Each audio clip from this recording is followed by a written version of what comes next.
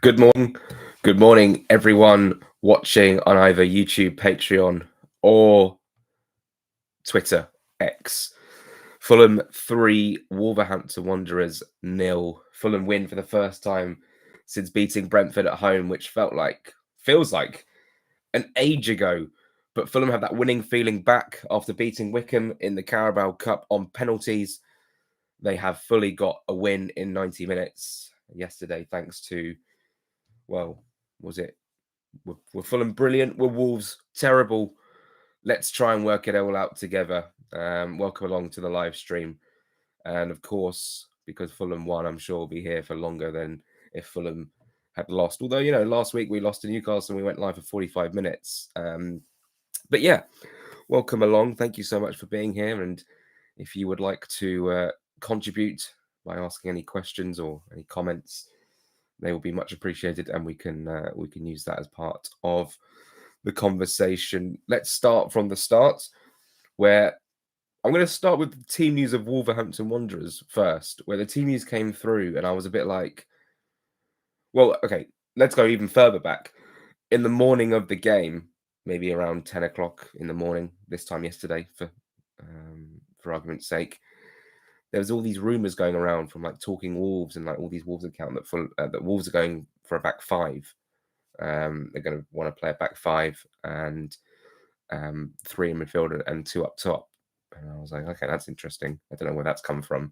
There must have been a leak inside the club because, come 1:45 on Saturday afternoon, that was exactly what happened. And I was like, oh, interesting. Which then meant no João Gomez, no Andre, which for me were the two danger men. João Gomez scoring against Fulham last season, both home and away. So that was interesting. I looked at the team and looked at the reaction. The Wolves fans weren't happy. And I was like, okay, this could be our day, maybe. And then the Fulham team came out. And boy, it was exciting. I mean, you had Berger as the sitter, Iwobi as the 8, King as the 10, and then Kevin starting for the first time. Wilson back in the team as well on the right and Raul down the middle. I mean, I put it to Marco Silva after the game that it was a very attacking lineup. And he sort of said, well, I said, it was an attacking lineup. Are you pleased with the amount of attacking output you saw within the game? And he said, I don't really go in this direction. Like, I understand your question because Iwobi is in the 8 and stuff like that. But for me, the midfield looked 10 times more balanced, which is fantastic to see. The midfield is looking way more balanced, and that's nothing to do with Sasha Lukic not being there. I just think that Iwobi gives us a lot, and we'll talk about Iwobi's performance because Match of the Day highlighted it, and it was very important what he did on and off the ball, which is really, really important. I'm not going to lie, guys. I was really nervous for this game. I was feeling confident because Fulham are at home, and our home record so far this season has been absolutely fantastic. Just the one defeat to a top of the table Arsenal, who just seemed to score every single goal from a set piece, or at least a crossing situation we saw yesterday at Burnley. But I was nervous because if Fulham lost this game,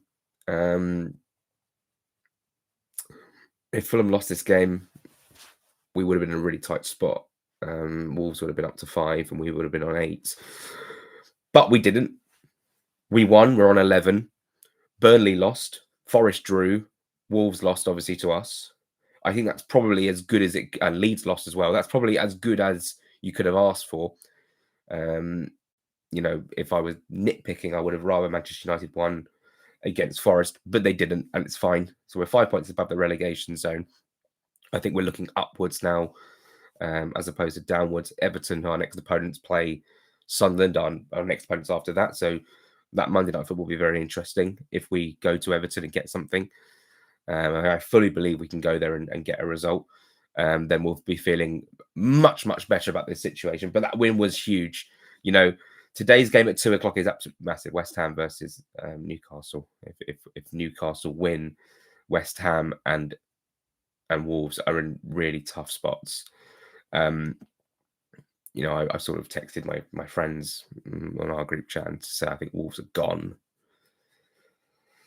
And I think their fans think that they're gone. Let's talk more Wolves in a bit because it's obviously an interesting situation. Let's talk Fulham. So obviously the game starts, and actually Fulham don't start very well. It's Wolves who are entering the final third a few times. They had a shot with Arias just outside the box, which was saved quite comfortably by Leno, and then a moment where Fulham get a real break. And actually, there was a bit of fortune in some of the circumstances behind Fulham's win yesterday. But I think out of all the teams in the Premier League, Fulham are due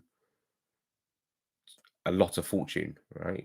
And I still I will die on the hill that what goes around comes around in football. And you will get good decisions. You will get decisions go your way if decisions haven't gone your way for weeks. And we'll get onto that in a second. So the ball falls with Bassi, who's always in centre mid. He sort of plays the ball through a passing lane to try and find Raul Jimenez. It gets cut out by a Wolves man. It falls then to Jimenez, and the space is opened up, and Sessegnon's running through, just like Sessegnon ran through within a minute of the game at Molineux. Not the most convincing finish. Took it fairly early and a bit of a tame shot, but it was enough to beat Johnson, and that's all that matters. And considering it was Fulham's first real foray forward, it was amazing to be 1-0 up, and there was a sense of relief around Craven Cottage because, like I said, Fulham hadn't started the game well at all. And from there, 1-0 up, you're thinking, great, we're in a really commanding position now at home. Wolves are now going to take the game to us. They're playing, they're a man light in midfield because they're playing three in midfield, and obviously Strand Larsen's going to have to do a lot of the heavy work here, dropping deep and trying to link play. And not much happened from there. Harry Wilson had a couple of shots off target, one at the near post, one a bouncing volley wide from a corner. Again, Fulham trying that corner routine that we did against Arsenal this time. It was Wilson on the end of it after TC was on it against Arsenal. And then the red card. This is the talking point. Ball over the top. Josh King takes it down with his arm. Who cares? At this point, I don't even want to debate it. It doesn't really matter. The amount of rubbish decisions Josh King has had go against him this season. He is due a bit of fortune, and I think for me, it was his. I mean, the more I see it, I don't really know, and I don't really care at this point. Anyway, he gets taken out by Agbadu. By it's just a shocking tackle in terms of timing. He's just completely the wrong side of him. Do I think Josh is in on goal? Potentially, because I suppose there's no other defender there, and he clipped it past him, so then he would have been in on goal. Referee, I'm staring at the referee who sort of jogs over, brandishes the red card, and that's that. And I'm like, oh my word, down to 10. They'll check it though, because I wasn't fully convinced at the time. It did take a while, and I actually tweeted, I think this is going to get overturned because I think he's handballed it. And then he just didn't overturn it, and I was like, great. The VAR said that he didn't handball it. Maybe it came off his shoulder. Great news. They're down to 10, and the period from when we went down to 10 to half time, or they went down to 10, sorry, to half time, was our worst spell of the game, where we seemed nervous. I was like, we have much more space now. We have much more territory. Let's utilize that and push on and score 2 and 3, right? But for some reason, we reacted really poorly to it. And Wolves were the ones who came closest to scoring. Even with sort of two men playing up top, or it was Arias and Strand Larsen. I think Bellegarde managed to get himself free a couple of times as well. They put a dangerous ball into the box, right across the face of goal, right on the stroke of half time, and thankfully, no one's on the end of it. Another cross comes in, Strand Larsen heads it down, and it's straight at Leno. Huge shot. I don't even know if that made the highlights package. I don't think that made match of the day highlights. I can't remember, but maybe I watched it last night, but I was slightly drowsy. But anyway, so at halftime, I'm thinking, right, second half, I'd imagine it's going to be all us, just trying to hammer home the advantage, and that's what we've got to do. We have to do that. If we come out and we sort of are nervous and we let Wolves, have a couple of chances, and suddenly the fans get up, what a complete and utter waste of 11v10 this is. And actually, the first 5 minutes of the second half, it was more of the same. Fulham again just could not get their foot on the ball. I was thinking, if this carries on, this is going to be a horrendous watch. And then Fulham started to control things, and ultimately the second half was a real training game, wasn't it? It was actually very enjoyable to watch. I mean, yeah, it's fortunate that we're sort of a man up, and we're not going to get this sort of dominance every single week. And Sned's puts it in the comments here, like, how much can we take from it? They were a horrific team, but it was just nice that everyone had more time on the ball, more space. And I think that's going to do wonders for confidence, because we managed to add a couple of goals as well. Harry Wilson with a beautiful finish. Tete with about 1 million shots. I think 4 in total, 3 on target. I did enjoy the sort of corners that was being swung into Anderson at the back post, who was trying to head it across goal. Chukwueze hitting the bar, own goal. Wilson scoring, Wilson coming close. Johnston making a really good save to deny Chukwueze to make it 4. I mean, it could have been 5 or 6, on another day. But that's all she wrote for the game. And as if someone had told me Saturday morning you'd win 3-0 against 10-men Wolves and it'd be incredibly comfortable, because it was in the second half, let's not lie. It was just the ideal scenario to get 3 points when you needed 3 points, right? And Wolves sort of gift wrapped that for us, in the way that they created, in the way they sort of, the path was open for Sessegnon, in the way that they got the red card, the way they scored an own goal. I mean, that's 3 real gifts for Fulham. But we'll take it and run, because we needed those 3 points. And, part of me felt sorry for Wolves, obviously, and their fans, because they're in a, let's not beat around the bush. I mean, Southampton, I don't know how many points Southampton were on at this stage last season, but they're certainly on, Wolves are on 2 points, and they're now 8 points cut adrift from 17th, I think. Burnley are on 10 points. So it's horrendous. It's absolutely horrendous. And their run of fixtures doesn't really get any easier. But in this game, you've got to look after yourselves, and that's what Fulham did. We did the business, and that will give us immense confidence. Not only scoring 3 goals, but having everyone come back. Muniz come off the bench as well. Chukwueze come off the bench. Having Wilson back in the team. Kevin starting for the first time, what I thought was really good. It was just the ideal game for Fulham, and that's my take on it. Let's move over to YouTube, where there's a few comments. Jack, that moustache is looking marvelous. Yeah, I'm doing Movember this year, but I sort of got a head start, where I grew the moustache for a week, then took off the beard, maybe just to give it a bit more gravitas. But we'll see what happens. I sort of need to shave all this bit, don't I? I need to shave that every couple of days and make it look a little bit more standoutish with the moustache. Darkwing 009. Oh, first of all, sorry, Kevin Hawthorne. Good morning from Lakeland, Florida. Good morning, Kevin. Thank you so much for being here. Darkwing 009. Whilst I love Diop and deserves to play, Anderson and Bassey are such a balanced partnership. Yeah, I think the whole team gelled well with more attacking dynamic, other than a little sloppy at times. There were times where, again, Bassey in the first half was sort of taking his time on the ball again. And I was like, have you not learned from last week what happened at Newcastle? But he felt like it was under control, the situation. There were a couple of sloppy passes in there. I seem to remember Iwobi giving the ball away really early on, and then they won a corner from it, from their subsequent attack. But did Leno have to make a big tip round the post save? A big save with big hands? Not really. And we'll talk more Wolves in a second. Samuel was lightning when he came on. If only that run and shot went in. Yeah, it was beautiful, wasn't it? Lovely footwork. And that's the thing, that sort of jinking run and shot, what we've seen from Kevin quite a lot now, can be done on the right-hand side with Samuel Chukwueze. And it just makes us look so much better. And I looked at the team sheet on I'm sure everyone looked at the team sheet on Saturday, and it just looks so much stronger. Whatever you think about the business, whatever, but it just looks better, doesn't it? Who was your man of the match? Mine was Tete. Yeah, I thought Tete was great. I really enjoyed Berger's performance as well. Let me think. Who was man of the match for me? Yeah, probably was Tete, if you think about it, defensively and going forward. Very, very good.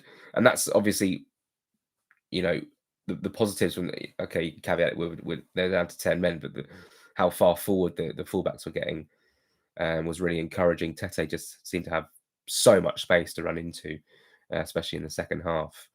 And he was picking up those areas. And fair play to him. If he wants to have a go, have a go. We were sort of in a commanding position. Actually, we weren't. It was 1-0, but I'm glad that he's getting his confidence up as well. A word on the Wolves. The Wolves fans. Joe Talks Footy says the Wolves fans were damning on their team, mate. The Wolves fans, like, if you think about it, they've travelled all the way down to London. They're bottom of the league on 2 points. They're 1-0 down within 9 minutes. They are angry with the manager, angry with the board, and angry with their starting 11. And they were singing songs about Ruben Neves and Nuno and Raul Jimenez, like times where they were basically in Europe and they were, really a properly good Premier League side. I mean, they were brilliant when they went up in 17-18, in 18-19, the season we went down. We lost them 1-0 away from home. We were already down at the time, and they were absolutely magnificent, that team. And now you look at them and lack of investment and selling players like Nori, and obviously letting Semedo go out on a free is absolutely criminal. They also lost, Max Kilman's been sold to West Ham, albeit for a massive, massive fee. But they haven't really invested too much, have they, in their team? They've signed Krejci, they've signed Lopez, they've signed Arias, who I believe might even be a loan Arias, I'm not sure, but it was just dreadful. I mean, Luke, I came home, my brother, the first thing he said to me was, were Wolves the worst team you've ever seen at Craven Cottage? And I said, I wouldn't go that far, but they were pretty poor. I don't know whether it was, I mean, if they'd have started João Gomez or Andre, one of those two, or if both, and played 4 in midfield, I think they would have had much more joy. And against a Fulham team who are quite fragile and do concede goals, I think they would have had more control in midfield, and that would have allowed Strand Larsen a little bit more freedom as well. Do I think it was a red card? Yeah, because he's the last man. The only way I don't think it's a red card is if he handballs it, and if VAR said he didn't handball it, Josh King, then it's for me it's a red card. And then Victor Pereira coming out and saying that was the worst performance, I don't know, of the season under him, or maybe like ever under him. Just so damning. He took ages to come for his post match. I was done by the time he sort of walked in. I was just copy and pasting some quotes from BBC Match of the Day, and I thought, I might as well leave now. You can leave around the back door. I don't need to stick around for Victor Pereira because I don't cover Wolves, but really poor day for Wolves, but really good day for Fulham. And obviously they're the club that we care about. So, I've watched a lot of Wolves reaction. There's some Wolves reaction from outside Craven Cottage and stuff.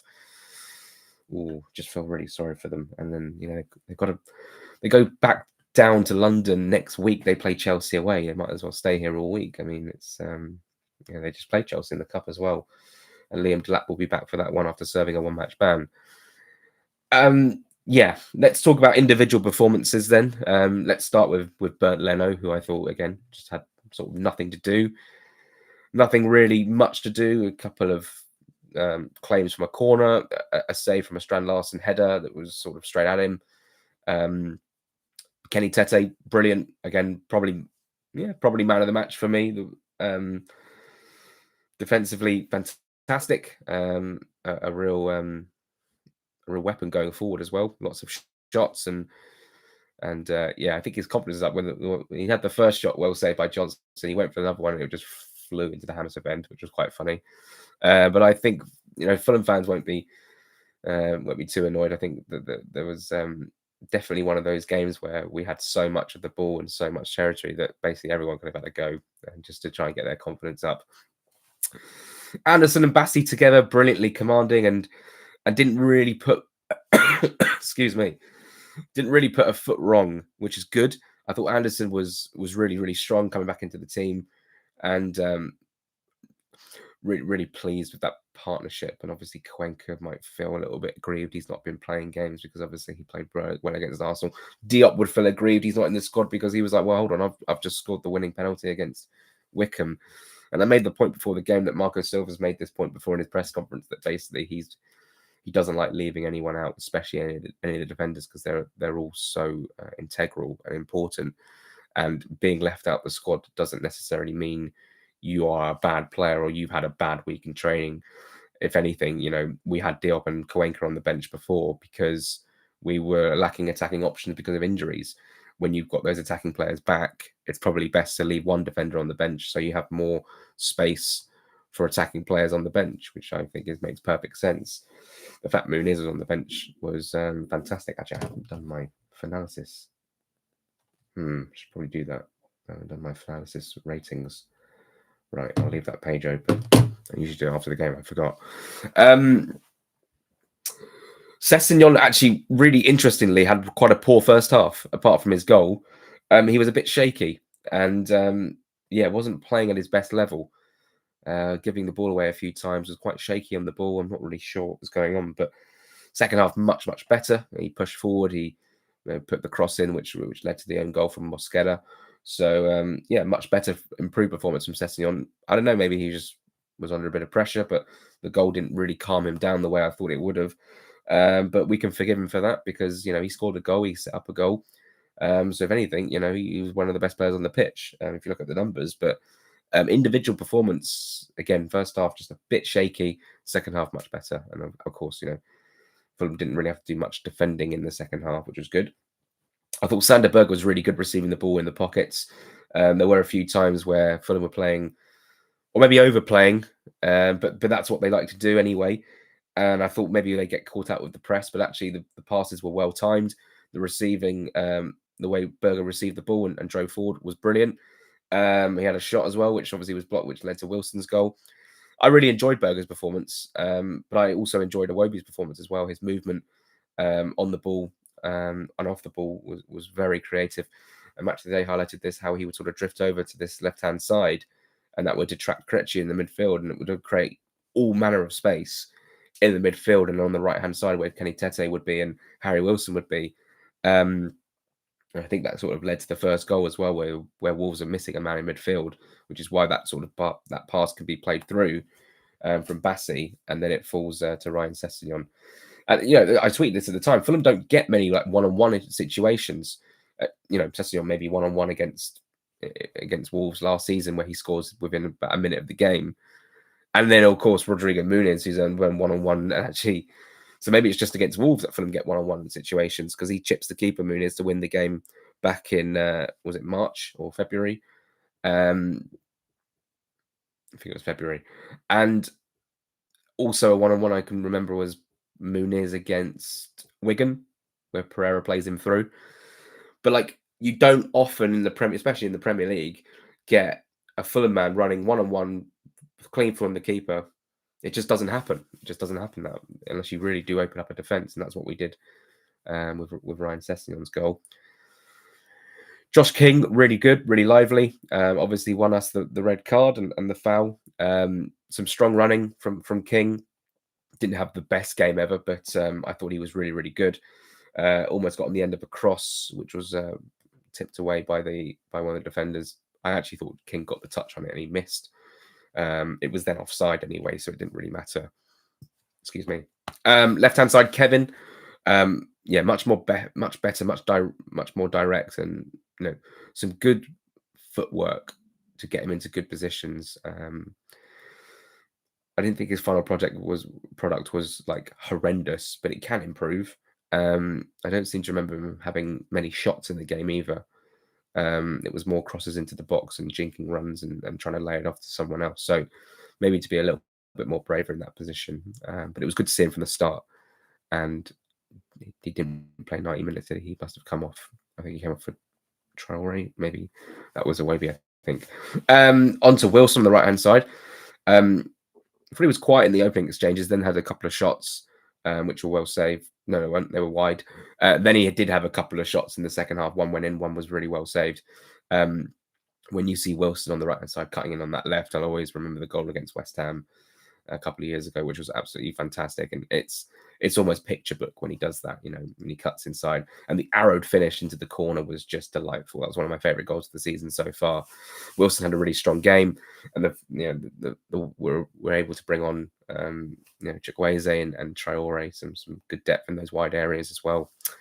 Once Robinson gets back, Sessegnon can push forward into those areas as well, and obviously that's a huge tool for us. And then finishing with Raul, who I thought was okay.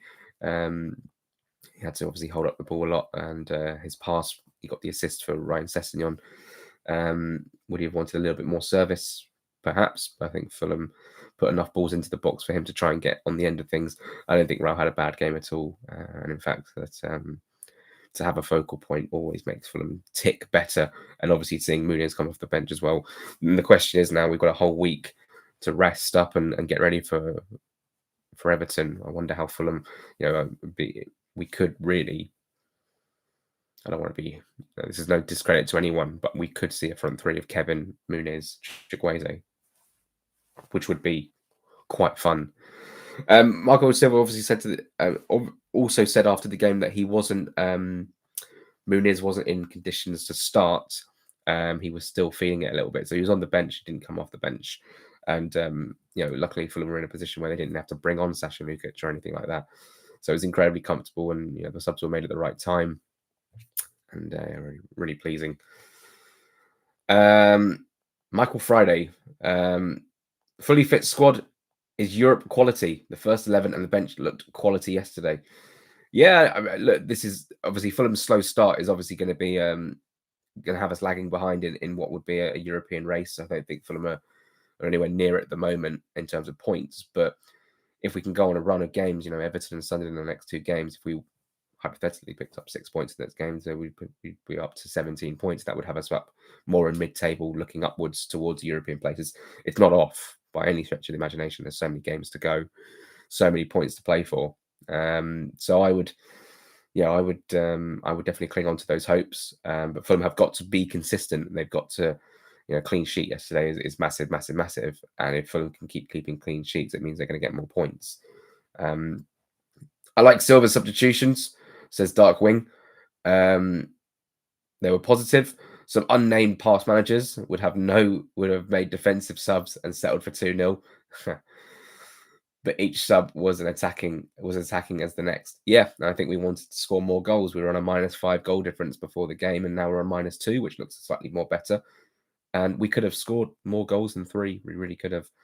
But I'm happy, 3-0 win. Our last 3-0 win in all competitions, came in March 2024, March 16th, 2024, where we beat Spurs 3-0, which was a great game. I was in the Hammersmith end for that one. That was so much fun. That was before I became Fulham journalist. I was working for Haters, and I remember going in the Hammersmith end for that with my season ticket. And we'd also beaten Brighton 3-0 that season as well. Traore scoring the third goal after I think Muniz scored twice. Or no, Muniz scored once and Wilson scored as well. But Fulham have, for so long, not had a convincing win away from home. 2-0 against Palace, which was nice. 2-0 against Leicester. But that 3-0 scoreline has just been so... we haven't won 3-0 for ages. It's great to have that scoreline. It's a convincing scoreline. It's one that presses home dominance, and if people look at that on paper, they go, "Oh, Fulham must have been way better," and we were way better than them. We took a while to settle, but we got there in the end. I think keeping a clean sheet is massive. I agree.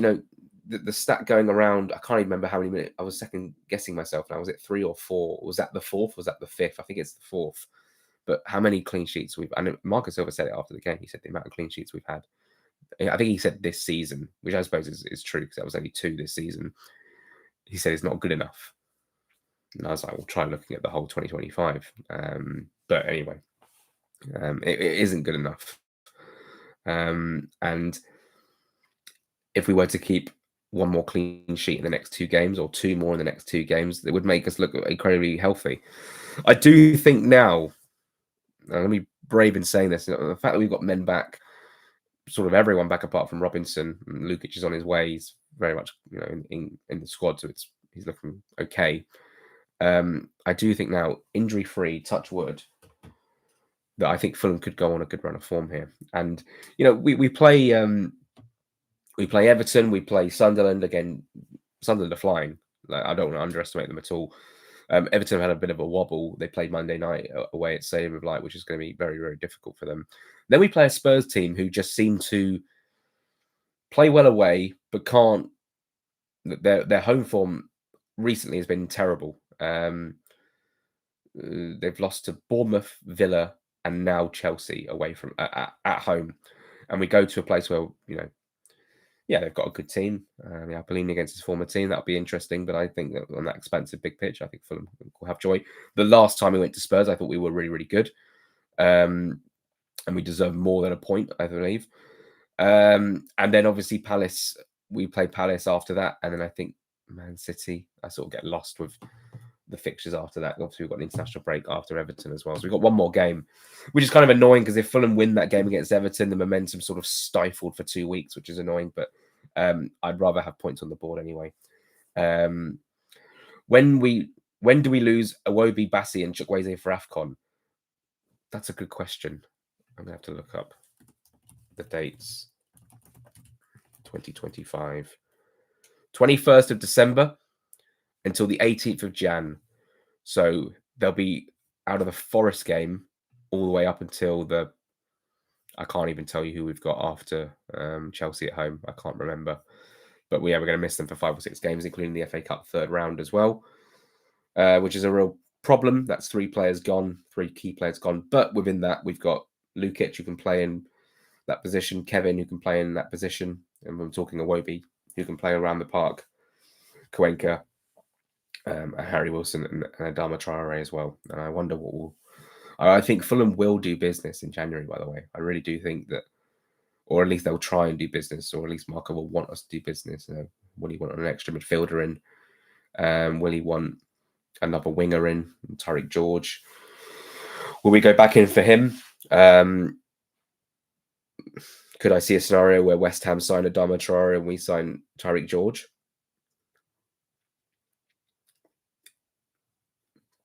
Maybe. I don't know. I don't know whether the Adama Traore noise is big enough at the moment from Nuno Espirito Santo. Did you see Palace's fixture pile up? It's crazy. I mean, 8 games. Sorry, not 8 games. 4 games in 8 days. It's just not doable. I think there are ways that UEFA and the FA and the EFL can work around it, and I think they should fix it. Because if it was Fulham that were in that position, it's almost like you're being punished for being good, isn't it? You get into these European competitions, and of course, when you get into Europe, there's going to be a fixture pile up anyway. But when you get into a quarterfinal of a Carabao Cup, and suddenly you've got 4 games in 8 days, you talk about, your first reaction could be, oh, they're going to get, they're going to complete. My stomach rumbling. They're going to get completely torn apart. They're going to be shattered. You think about it from that angle, and you go, oh, it'd be nice to see Palace completely fall off a cliff. Then you think about player welfare, and you're like, it's just not good enough, really. The amount of football that players have to play, Club World Cup, and there's going to be a World Cup this year as well, next year, next summer. It's crazy. It's the amount of football. And if Fulham were in Europe and had that, Fulham, let's just say Fulham were in Europe and we are in a quarterfinal of the Carabao Cup, we would have been in this situation as well. And we would have been up in arms, and I'm sure Silva would have said something about it. I think what Glasner said in his press conference about it was measured, and I think that they should listen to him because it's really not good. Let's just briefly touch on Wolves. I think they could be gone. I really do. I mean, their fixtures not looking too good. I think they've got, like I said, Chelsea next week. I think they've got, I want to say Burnley. No, they just played Burnley at home. I could just look it up, couldn't I? Instead of guessing. I mean, I have a phone right here. But yeah, I mean, bottom of the table, 2 points. If someone could find out how many points Southampton were on at this stage of the season, that would be great. That would be after 10 games. Chelsea away. Sorry, can't read. Chelsea at home. No, it is Chelsea away. My bad. I'm not with it. Chelsea away, and then Palace at home. This is Wolves' fixtures. Villa away. Forest at home. United at home. Arsenal away. Brentford at home. Liverpool away. United away. And that's all before the end of the year. I mean, they could be sat on 7 points maximum, maybe, by the end of the year.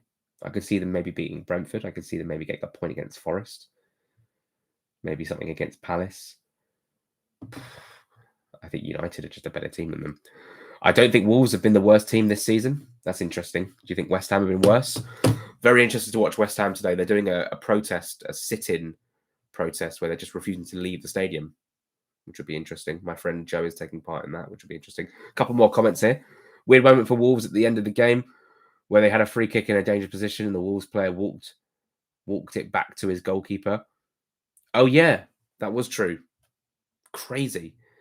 Which felt very bizarre. It felt like it was on purpose. But I thought you were referring to the free kick they had on the edge of the box, and then it was into the wall, and that was the end of the game. But there was that moment, and Wolves fans is furious.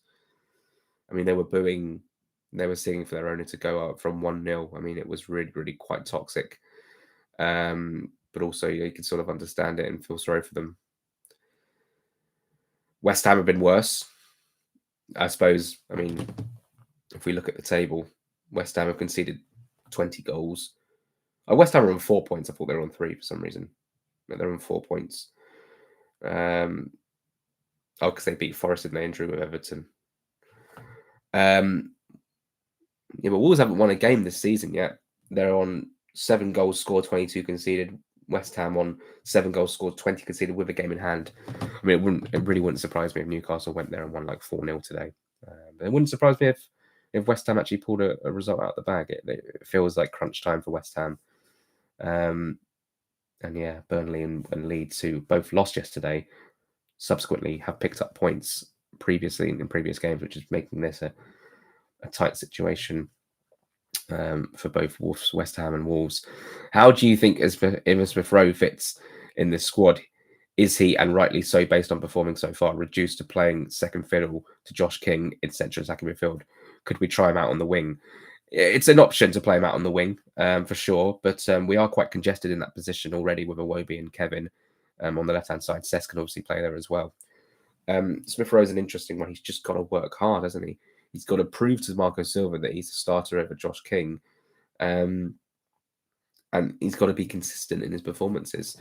He got the pre assist for the third goal because he played that opening pass to Iwobi, then finds Sessegnon, and the goal went in.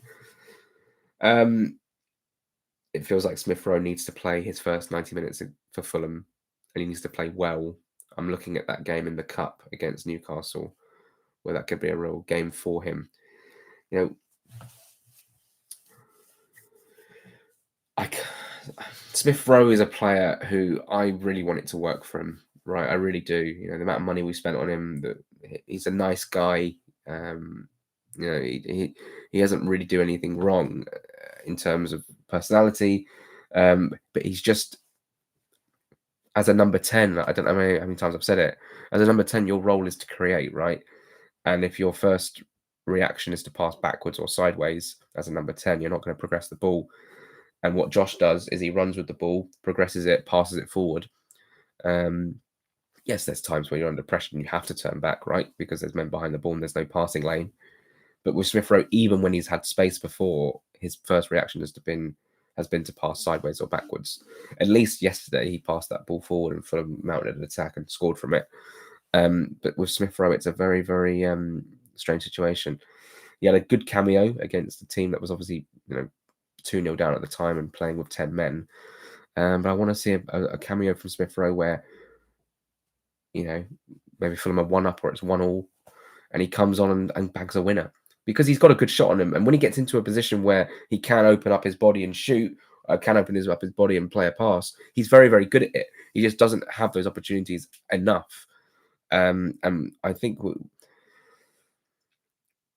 it's tough because King's just come in and swept his position off. Doesn't make any sense. He's just come into the team and taken the position from him, right? Out of 10 games, King started 9, which is crazy. I mean, it's brilliant. I mean, deserves it. Josh King deserves it more than anyone because he's been fantastic. But a year later, after signing, at the time the record signing, to then be displaced by an 18-year-old from the academy, I just wouldn't have seen it coming. Maybe we'll see Ridgen come in 2 years' time and take King's place, as only King can't get in the team. We'll see. I mean, that would be an extraordinary position to be in. very excited about what could potentially happen with Seferage and as well. Yeah, I feel like maybe I might call it a day. I've still got to watch some of the highlights from the Brighton game, from the Tottenham game, and from the Palace game. I'd also like to make some food and just chill ahead of the Super Sunday. But if anyone's got any more comments that they want to do for the next 5 minutes, then I will happily answer them. There's a few comments on Twitter from Charlie. Josh King winning fouls in the middle can help us now with set piece coaches. With set piece coach, yeah, I mean we can put balls into the box and hopefully cause problems. How much can we take from it though? They're a horrific team. Oh yeah, I saw that comment earlier. They will leave a few days before. Chance they miss Newcastle away in Carabao. Oh, is that a good point? 21st of December. We play on the 17th. Yeah, you're actually bang on there. They either play that game and then go from there. That's actually one for Marco Silva, actually. Also, AFCON starts on this date. Maybe it depends on when Nigeria's first game is as well. Actually, can I have a look? Oh, their first game's on the 23rd of December, which is against Tanzania, which is 6 days after we play Newcastle, which will definitely be on the Wednesday, by the way, because they're playing on the Sunday on Newcastle. So maybe there is an opportunity where they can play in that game and then fly straight out to AFCON. So that was a good point, Sneds. Thank you for that. Last couple of comments. I think King's performing well. Has given Emma Smith-Rowe a kick up the backside, so he has to prove himself each and every time he is on the pitch. And I've not seen a bad performance from Smith-Rowe this season. Fair enough. Smith-Rowe came on and scored against United, scored against Cambridge as well. There is a scenario, and Marco Silva said it many, many times, that he wants to see King and Smith-Rowe on the pitch at the same time. Maybe that does mean that Smith-Rowe can go out to the left-hand side. And maybe we will see that. That's actually a really good point. I mean, maybe we will see that once Iwobi goes to AFCON, because there'll be a player, an absentee on the left-hand side who can play on the left-hand side. And maybe that's when we'll see Kevin start, and then he's replaced by Smith-Rowe. And King can also play wide areas as well, but probably best to keep him in the middle. And yeah, big game for Fulham women's today as well. Who are they playing? I need to double check that. But they're going very, very well. They might get promoted again. It really wouldn't surprise me if we see Fulham in WSL in the next few years. If there's a bit of investment in the team, I think that will be enough to at least get them challenging for WSL, which would be great. I'd love to cover the women's team, as much as the men's, but sometimes when you've had a game on this, like they play every Sunday, when they play on the Sunday and you've been to Newcastle on the Saturday, I mean, I just needed to rest and recover. I follow it from home. I retweet the result and stuff. But I would like to get down. Maybe next time they play at the Cottage, I should probably get down there and watch it. As for the under-21s, they're playing Northern on Tuesday, and I'm still sort of recovering from a bit of a Solomon flu. So I think I'm gonna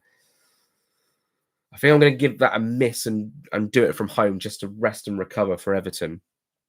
And I'll see if I'm feeling better. I'll go, but I might, if it's available to watch online, I might just give that one a miss, which is a shame because I really like covering the 21s, but I really can't overstretch myself because feeling ill and horrendous is heinous. Thank you so much for watching. This has been great. We've won. We feel like we haven't really spoken much about the game. It was mostly at the start of the stream, but it was quite a self-explanatory game, wasn't it? Where because I don't know, maybe because there was no jeopardy at the end. There's less talking points, but there were talking points from the game. 3-0, players are back, clean sheet, 2 goals for Ryan Sessegnon and 2 goals for Harry Wilson in the Premier League this season. We need to score more goals. That's evident. And I think this will give us a big boost. So thank you so much for watching. Enjoy Super Sunday. And enjoy your Sunday. If you're having a roast, that'd be great. And if you're not, then maybe next Sunday. Thank you so much for watching, guys. Take care. Subscribe to Patreon. Loads of fun content on there, especially over the next few weeks. So take care, guys, and come on, Fulham.